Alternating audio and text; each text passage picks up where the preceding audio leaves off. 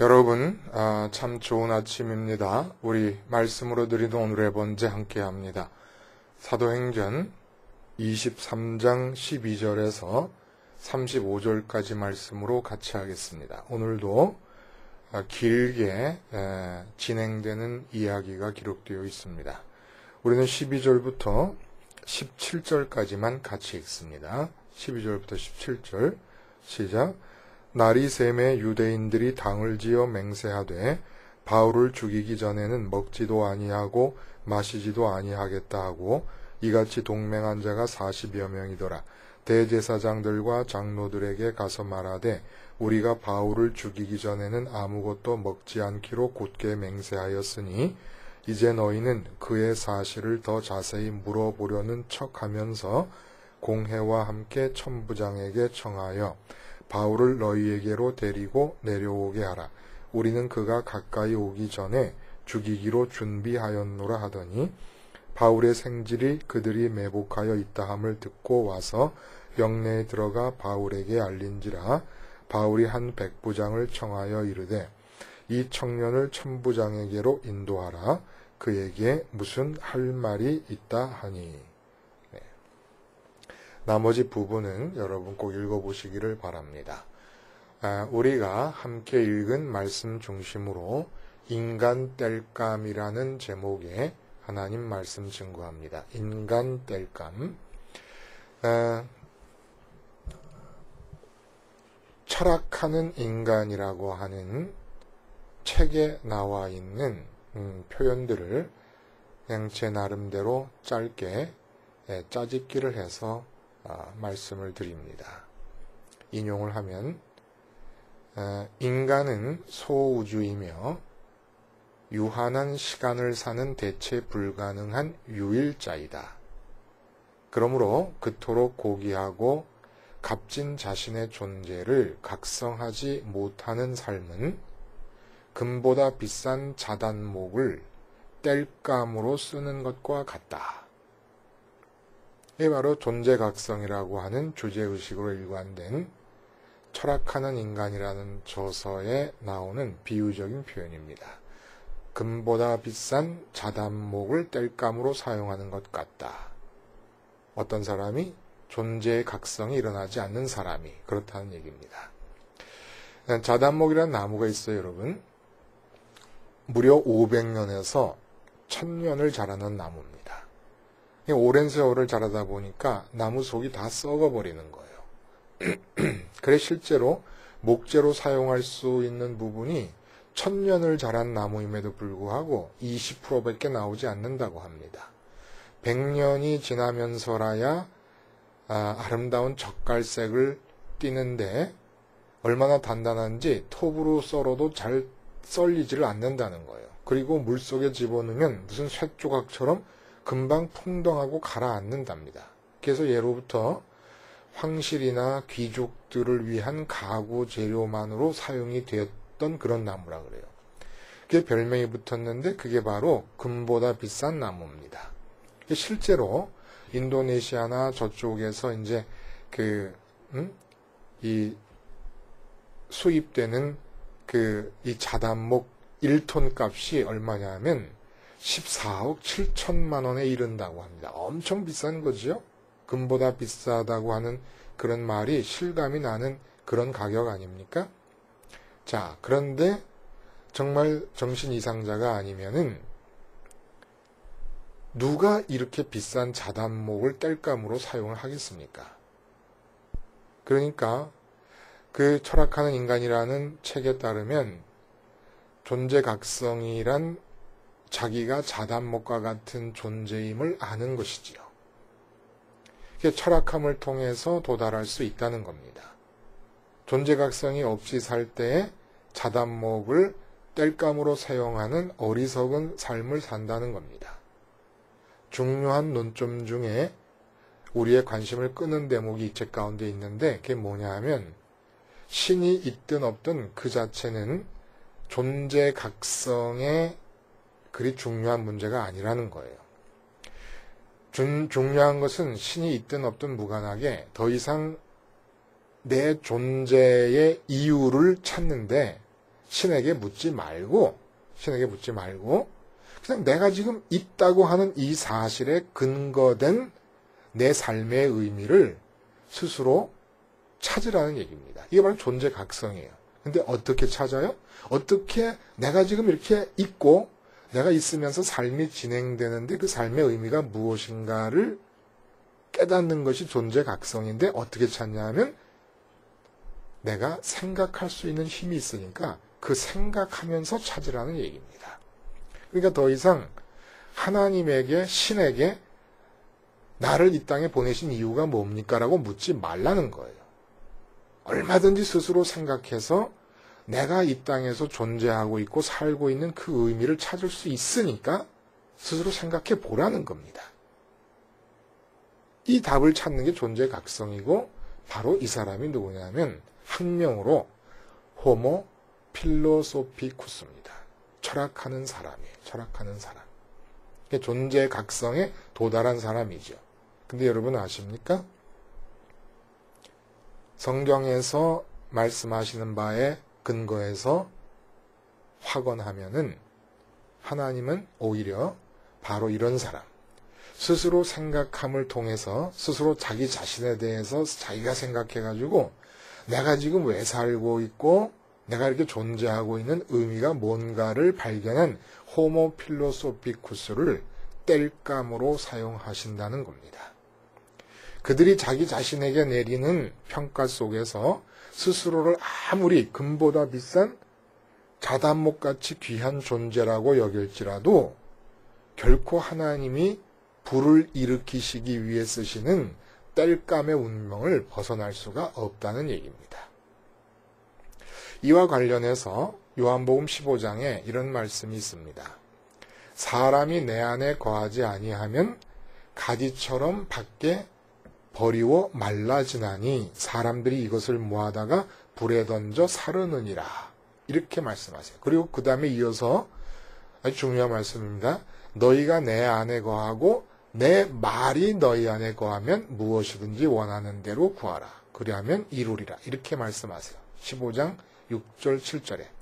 여기서 내 말이 너희 안에 거한다는 말씀의 뜻이 무엇입니까? 하나님이신 예수님의 말씀이 내 안에 들어와 있다는 것이지요. 그런데 이 말이라고 하는 것은 생각에서 나오는 겁니다. 그러니까 거꾸로 말하자면 하나님이신 예수님의 말씀, 곧 그 말씀이 나온 그 생각이, 하나님의 생각이 내 안에 들어있지 않으면 밖에 버리워 불에 던져 사라진다. 불태워진다라고 말씀하시는 겁니다. 하나님의 생각이 내 마음에 들어와 자리 잡지 않고 내 스스로 하는 생각으로 살아가는 호모 필로소피쿠스, 철학하는 인간, 뗄감이 된다 이 말이에요. 뗄감이 안 되려면 내 안에 내 생각이 아니라 하나님의 생각이 들어와서 굳건하게 자리 잡고 있어야 열매가 맺혀지는 삶이 일어난다 이겁니다. 안 그러면 불살라진다는 거예요. 뗄감으로 사용한다는 거예요. 반면에 그 철학한이라는 인간이라는 책은 이렇게 말합니다. 이제 우리는 인간과 비인간을 구분할 수 있게 하는 중요한 준거를 확보하게 되었다. 사람이라고 다 사람이 아니라는 거예요. 사람과 사람처럼 생겼지만 사람이 아닌 비인간을 구분하는 기준이 생겼는데 그게 뭐냐면 1. 스스로라는 게 첫 번째 기준입니다. 2. 자신의 신념, 그러니까 뭐 자신의 지식이나 세계관을 포함하는 자신의 신념, 그리고 세 번째 기준이 자신의 소망, 마음속에 이루고 싶은 일이 있는 겁니다. 꿈이라든지 가치관이라든지 이런 거. 그리고 네 번째가 논리적으로 도출되는 결론에 따라 합리적으로 행위할 수 있는 이성적 존재. 쉽게 말하면 스스로 신념에 따라 바라고 좋아하면서 그것들을 어떻게 이룰 것인가를 생각해서 실행하는 것. 이게 바로 인간이라는 얘기입니다. 근데 이 1, 2, 3, 4의 조건을 갖추고 살아가는 인간다운 인간이라고 말하는 이 존재가 바로 하나님에게는 불에 던져서 땔감으로 사용되는 존재 이상이 아니라는 얘기입니다. 그 이상이 아니에요. 내가 스스로 생각해가지고 내 신념을 따라서 내가 해야 될, 가져야 될, 이루어야 될 소망을 설정하고 그것을 이루기 위해서 합리적으로 계획을 세우고 실행에 옮기는 이 사람들이 하나님에게 땔감이라는 겁니다.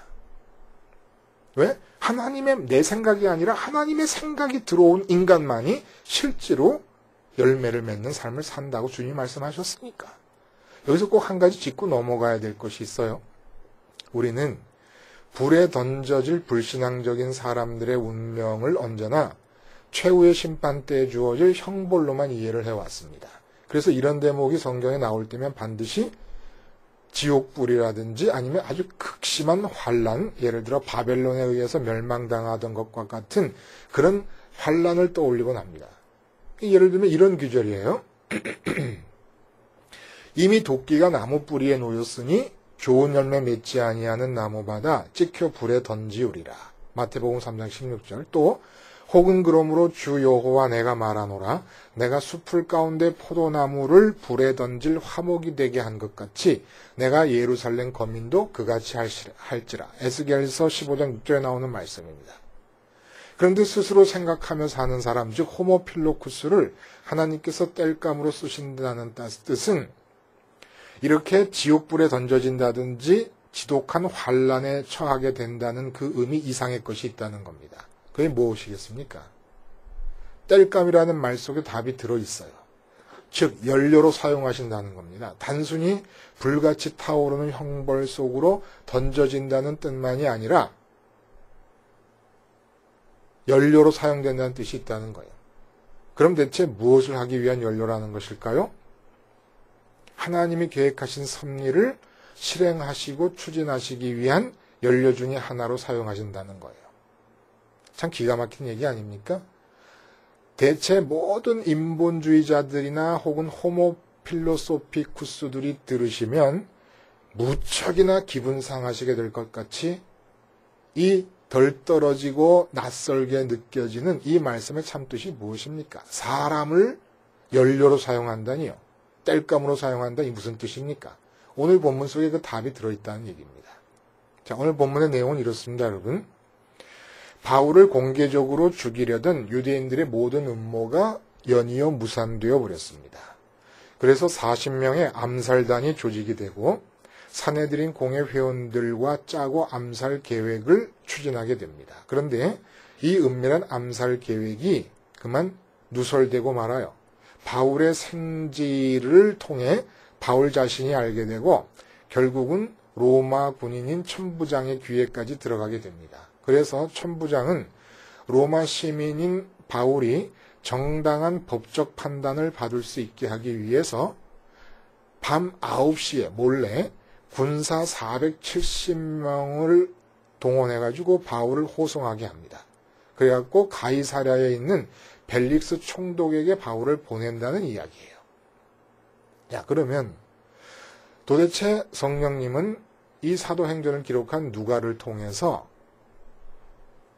무슨 메시지를 우리에게 주시려고 이렇게 몸이 건조하게만 느껴지는 이 사건의 진행을 기록해서 우리에게 전해주신 겁니까?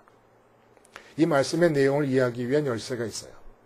그냥 이해할 수가 없습니다. 바로 우리가 잊지 않은 어제 함께 살펴봤던 11절 규절입니다. 뭐라 그래요? 그날 밤에 주께서 바울 곁에 서서 이르시되 담대하라. 네가 예루살렘에서 나의 일을 증언한 것 같이 로마에서도 증언하여야 하리라 하시니라. 라는 게 11절 말씀입니다. 사도 바울을 로마에 세우시려는 것이 하나님의 섭리적인 의도셨다는 거예요. 요즘 같으면 비행기 타면 예루살렘에서 로마까지 불과 몇 시간 내에 도착을 합니다. 그런데 그때는 어떤 때냐면 지금으로부터 2000년 전입니다. 한반도의 사만과 마한 부족 국가 시대보다 훨씬 앞선 시대예요. 이런 시대에 바울을 로마로 보내셔서 복음을 전하시려는 그 하나님의 계획에는 필연적으로 그 계획을 실행하고 추진하기 위한 세부 사항들이 포함되어 있어야 합니다. 예를 들면 어떻게 로마를 향하여 공간적인 거리를 좁혀갈 것인가? 어떤 교통수단을 이용해야 되는 걸까? 시간은 어느 정도로 예상해야지 될까?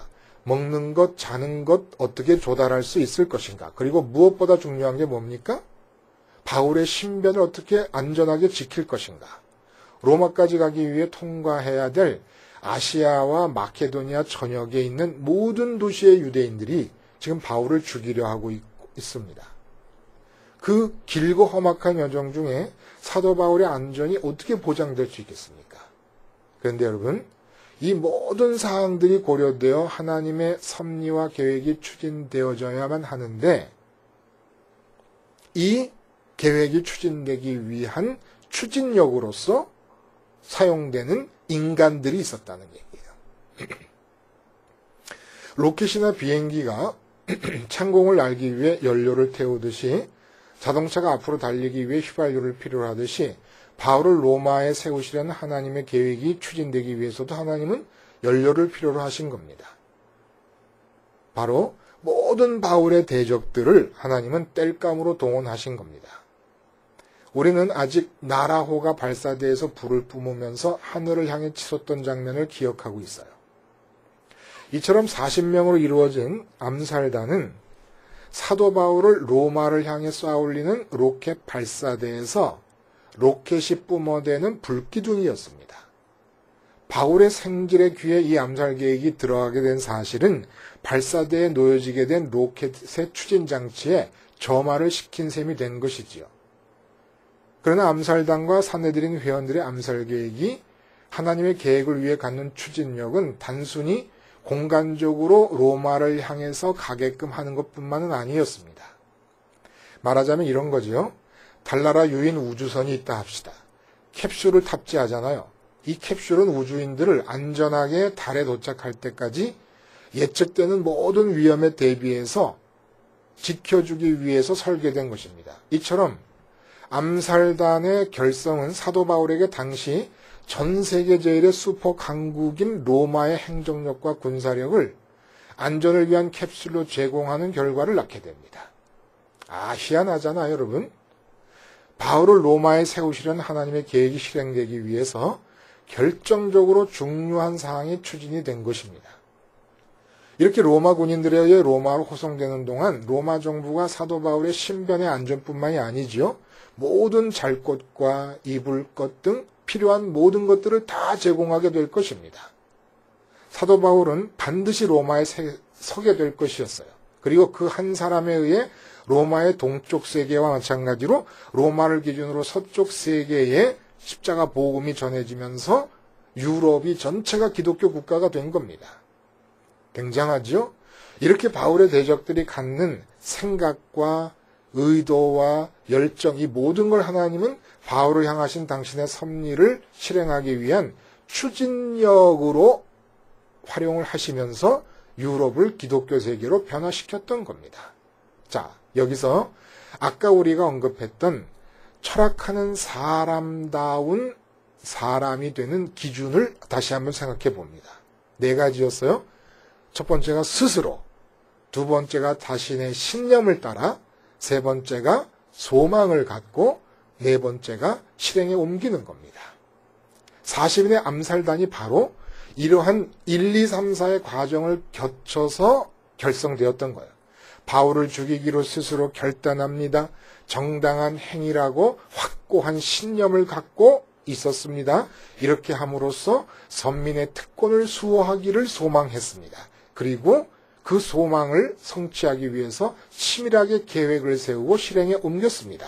그리고 그 결과로 모두 바울을 로마에 세우시려는 하나님의 섭리를 추진하기 위한 땔감으로 사용되는 지단목이 되었습니다. 스스로 생각하는 철학하는 사람이 도달할 수 있는 최고의 궁극적인 지점은 뭘까요, 여러분? 정말 똑똑한 철학하는 사람이라면 진짜로 지혜롭게 철학하는 사람이라면 반드시 이 지점에 도달하게 되어 있습니다. 스스로 생각하시는 하나님 앞에서 스스로 생각하면서 사는 삶은 무의미한 것이고 어리석은 것이고 무모한 것이라는 걸 깨닫는 데에 있다는 얘기입니다. 이 땅에 존재하는 철학이라는 학문이 기여할 수 있는 유일한 최고의 도달점은 생각하시는 하나님 앞에서 나의 철학을 휴지로 버려야 된다는 것을 깨닫는 지점이 철학이 도달하고 철학이 다른 사람에게 기여할 수 있기 위하여 제공할 지혜의 정점이라는 겁니다. 스스로 생각하시고 스스로 철학을 갖고 계시기 때문에 그 하나님 앞에서 우리의 철학하는, 우리의 생각하는 힘이 묶여버려야 그것이 참 진리라는 것을 깨닫는데 철학이 동원된다면 최고의 철학이라 이겁니다. 그러면 이 와중에 이렇게 40명의 암살단의 이 은밀한 계획과 이 계획을 실행에 옮기는 모든 일을 추진력으로 삼으셔서 바울을 로마로 이송하기 시작하신 이 하나님의 섭리가 이루어지는 동안에 바울은 뭘 한 겁니까? 딱 한 가지 합니다. 스스로 생각하는 대신에 11절에 내가 너를 로마에 세워서 복음을 전하게 하겠다는 하나님의 계획, 그 하나님의 생각, 마음에 붙잡고 있었던 겁니다. 그리고 그것을 붙잡음으로써 담대했던 것 하나입니다. 하나님의 말씀을 마음에 붙잡고 담대한 것, 요거 하나만 하고 있었던 거예요, 바울은.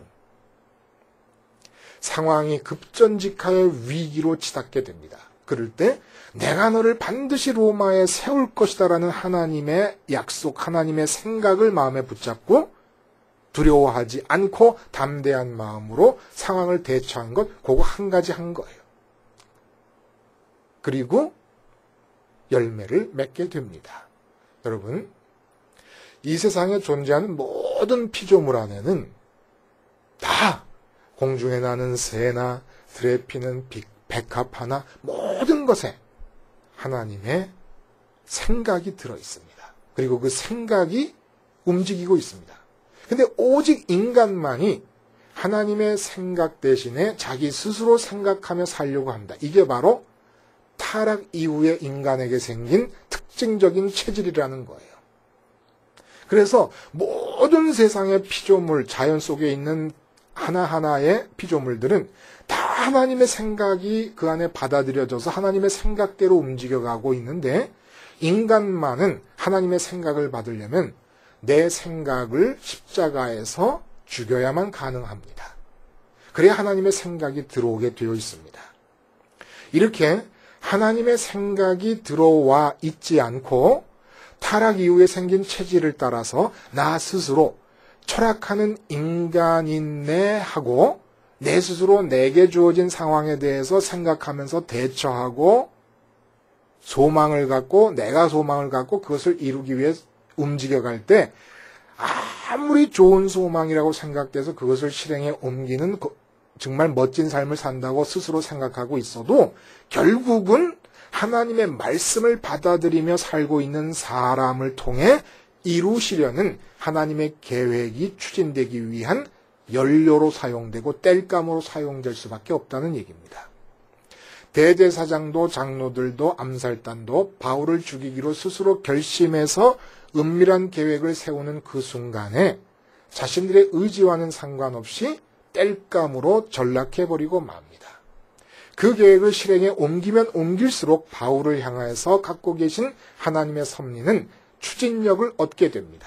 나는 바울을 죽이겠다고 결심하고 실행에 옮기는데 그것이 오히려 바울로 하여금 로마로 가게끔 하고 로마에서 십자가 복음을 전하게끔 여건을 만들어주는 추진력의 땔감이 되었다는 얘기입니다. 여러분, 오직 십자가의 주님과 함께 삶의 모든 상황에 대해서 스스로의 생각이 죽고 하나님의 말씀과 뜻만을 마음에 깊숙이 받아들이고 붙잡고 있는 자들 앞에서 자기의 삶을 스스로 생각하여 추진하려는 모든 사람이에요.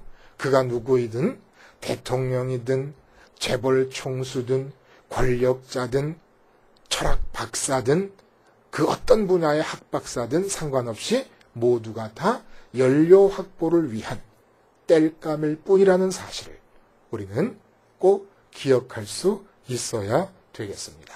우리 같이 기도하겠습니다. 하나님 아버지, 나 스스로의 생각으로 내 삶의 의미와 내 삶의 소망을 찾아 실행에 옮기면서 하나님의 땔감으로 전락되는 운명을 피하기 위하여 내 생각이 날마다 십자가에서 죽음을 통해서 하나님의 계획이 나를 통해서 이루어져 갈 수 있게만 하여 주시옵소서. 예수님의 이름으로 기도하옵나이다. 아멘.